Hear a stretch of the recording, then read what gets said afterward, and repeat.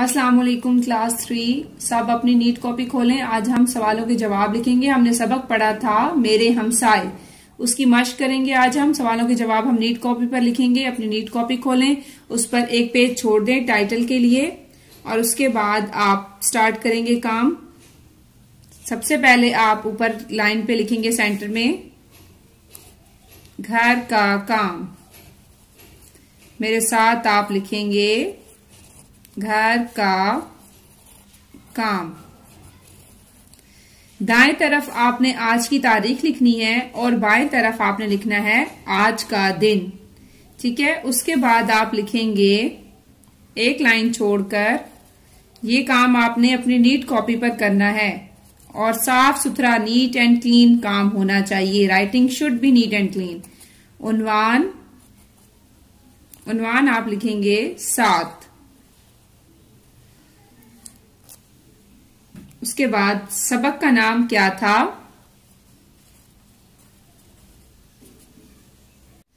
बिल्कुल सेंटर में आप लिखेंगे सबक का नाम और उसके बाद एक लाइन छोड़कर आप लिखेंगे सवालों के जवाब लिखें। ठीक है, उसके बाद आपने एक लाइन छोड़कर यहां पर लिखना है सीन 1, मतलब सवाल नंबर 1।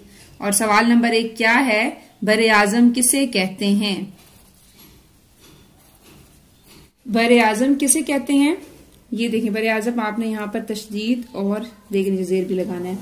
बरे आजम किसे कहते हैं, इसका क्या जवाब है आपको आता है।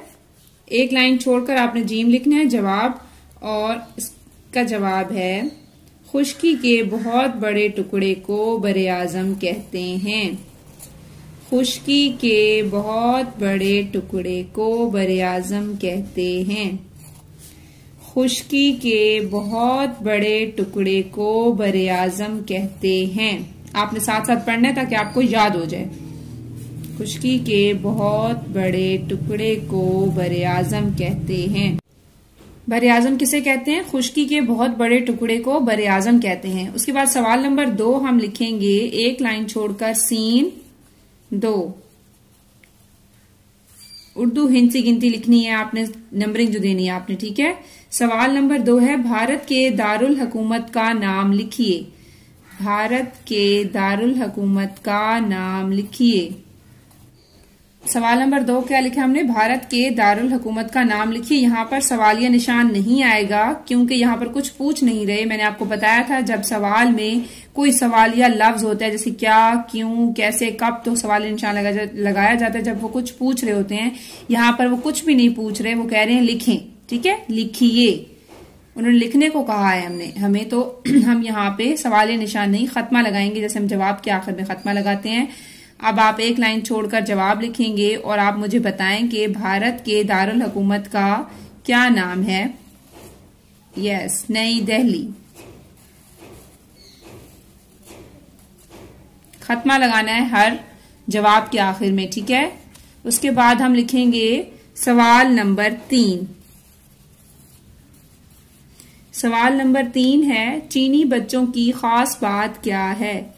चीनी बच्चों की खास बात क्या, चीनी बच्चों की खास बात क्या है, क्या आपको पता है इसका क्या जवाब है। एक लाइन छोड़कर हम लिखेंगे जी, चीनी बच्चे अपने वालिदैन की तरह मेहनती और सेहतमंद होते हैं। चीनी बच्चे अपने वालिदैन की तरह मेहनती और सेहतमंद होते हैं। एक लाइन छोड़कर आपने जवाब लिखना है। अगर आपके पास जगह नहीं है तो आप नेक्स्ट पेज पर जा सकते हैं। अभी मेरे पास जगह है इसलिए मैं यहीं पर लिख रही हूँ। चीनी बच्चे अपने वालिदैन की तरह।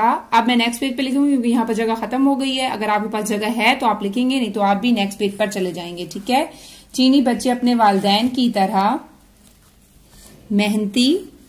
मेहनती में मीम का फेस हम ऊपर बनाएंगे क्योंकि मीम हे के साथ मिल रहा है और हे जीम के खानदान से है।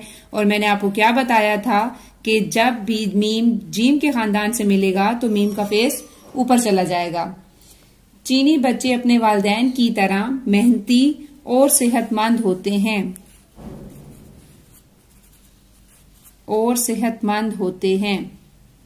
अब हम लिखेंगे सवाल नंबर 4, एक लाइन छोड़कर लिखना है आपने। उर्दू हिंद सी गिनती लिखनी है आपने और पूरा सवाल नहीं लिखना, सीन 1, सीन 2, सीन 3 इस तरह से लिखना, ठीक है। सीन 4 मतलब सवाल नंबर 4। सवाल नंबर 4 है अफगानिस्तान के दारुल हुकूमत का नाम लिखें। अब यहाँ पर भी कुछ पूछ नहीं रहे तो आपने क्या करना है, खत्मा लगाना है, सवाल निशान नहीं लगाना, और अफगानिस्तान ये फे को फिल करना है क्योंकि फे से पहले कोई हर्फ नहीं मिल रहा। अफगानिस्तान के दारुल हुकूमत का नाम लिखिए। सवाल नंबर 4 क्या है, अफगानिस्तान के दारुल हुकूमत का नाम लिखिए। तो क्या नाम है दारुल हुकूमत का? जी, काबुल।